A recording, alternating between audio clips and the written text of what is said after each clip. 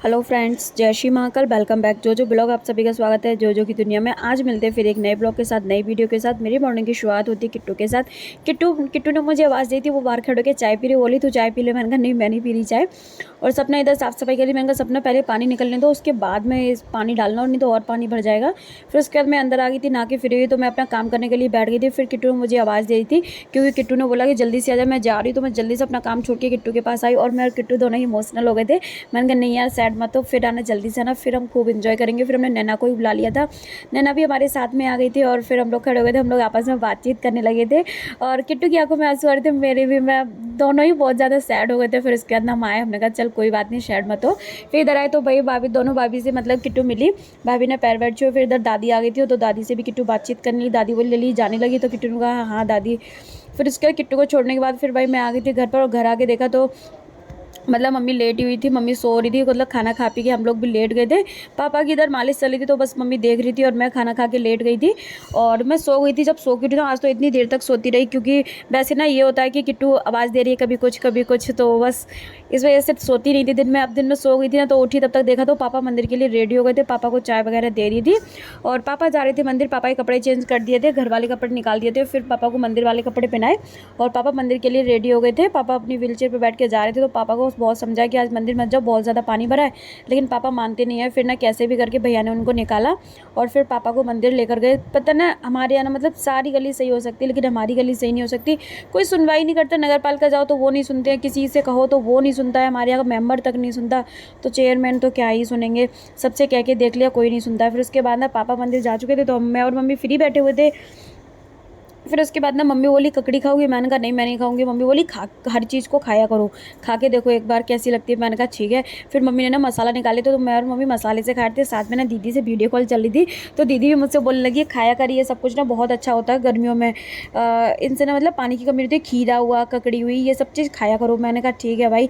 फिर मैंने खाया मसाले के साथ, तो ना बहुत ही अच्छी। मम्मी बोली अच्छी लग रही कि नहीं, पहले ही बोला था खाओ। मम्मी ने मतलब मसाला बनाया है घर पे, तो उस मसाले के साथ मैं और मम्मी दोनों ही खा रहे थे, और साथ में दीदी से बातचीत कर रहे थे। फिर ना मैं आ गई थी भाभी के घर पे। आज पता चला कि भाई भाभी क्या कन्या हो रही, तो भाभी ना सब कन्या की ना रंग लगा रही थी। दरसू भी बैठी थी, सबके रंग लगा रही थी पैरों में। और दरसू के पैर तो इतने नन्हे से ना इतने अच्छे लग रहे थे ना, भाभी ने उसके पैरों में रंग लगा दिया था। एकदम गोरे गोरे पैर और रेड रेड, इतना ही सुंदर लग रहे थे उसके पैर, बहुत अच्छे। सारे बच्चों के भी ना बारी बारी से रंग लगा रही थी। फिर सब बच्चों को खाना दे दिया था, और सारे बच्चे भाई खाना खा रहे थे। मतलब आज ना पूर्णिमा थी, मतलब भाभी ने नवरात्रि में कन्या नहीं कर पाई थी ना, तो ना भाभी ने पूर्णिमा को कन्या कर दी थी। और ना दरसू कुछ खाती तो है नहीं, तो वो ना भाभी के गोदी में जाके बैठ गई थी। भाभी उसको थोड़ा थोड़ा खिलाती जा रही थी, लेकिन कुछ नहीं खाया। बस मैं खड़ी रही, तब तक उसने थोड़ा सा हलवा खा लिया था। फिर मैं वहाँ से भागी, मैंने कहा ये तो कुछ खाएगी नहीं, ये ऐसे ही करती है। फिर मैं वहाँ से आ गई थी, और ना ऐसे ही बैठी रही भाभी की गोदी में।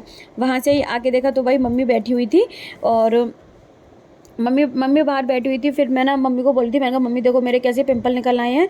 और मम्मी बोली कुछ नहीं, वो गर्मी से निकल रहे होंगे, चाय वगैरह पिए ना इस वजह से। फिर ना दरसुआ की दरसी ने मुझे आवाज़ दी बुआ। मैंने कहा मन को बाप रे इतना सारा सामान लेकर आई है। और मतलब भाभी की कन्या हुई थी ना, तो बच्चों को भाभी ने इतना सारा सामान दिया था। मैंने कहा भाई ये तो सही है, देखो कितना सारा। और जब मैं कन्या खाने जाती थी तब तो बस मुझे 2-2 रुपये मिलते थे, 1 रुपये 2 रुपये ऐसे मिलता, 5 रुपये भी बहुत ही कम मिलते थे। अब तो देखो बच्चों को भर भर के सामान दिया जाता। आज ना मतलब हनुमान जयंती थी, तो हमारे यहाँ ना हनुमान जी का डोला निकलता है, तो बस वही डोला निकल रहा था, तो सब लोग गली के मतलब बाहर आ गए थे देखने के लिए। फिर हमने भी भाई हनुमान जी के दर्शन किए, उनको प्रणाम किया। हनुमान जयंती पे ना हर साल हमारे यहाँ डोला निकलता ही है। वैसे ना दोपहर में निकलता था, लेकिन पता नहीं इस बार ना शाम को निकला है ये डोला। और फिर उसके बाद ना भाई हम घर आ गए थे, पूजा पाठ करके फ्री हुए। आजकल मम्मी पूजा करी, तो मम्मी पूजा पाठ करके फ्री हुई, तो मम्मी खाना लेकर आ गई थी, और मैं और मम्मी खाना के लिए बैठे। फिर हमने पापा को भी खाना दे दी थी। पापा को ना ये सब्ज़ी अच्छी तो लगती है, लेकिन पापा ना सूखी सब्ज़ी से खाना नहीं खा पाते हैं। और साथ में भाई पापा अपनी कथा भी सुन रहे थे। पापा का मतलब भी मन से खाना खा रहे थे, तो बार बार बोल रहे थे बेटा कुछ और ले आओ। मैंने कहा क्या लाऊं, दूध से ले आऊं? फिर मैंने पापा को दूध दे दिया था, तो पापा ने दूध से खाना खा लिया था। उसके बाद ना खाना खा के फिर मैं आ गई थी भाई किचन में, और मैंने सारे बर्तन साफ़ किए, क्योंकि मम्मी की आजकल तबीयत सही नहीं चल रही, पता नहीं क्या हो जाता है उनको, वीकनेस फील होने लगती है उनको बहुत ज़्यादा। तो इसलिए फिर मैं आ गई थी किचन में। मैं मम्मी से बोल के आप आराम करो, खाना खा के फ्री हो जाओ, बर्तन सिंक में डाल देना, जब तक मैं और बर्तन साफ़ करती हूँ।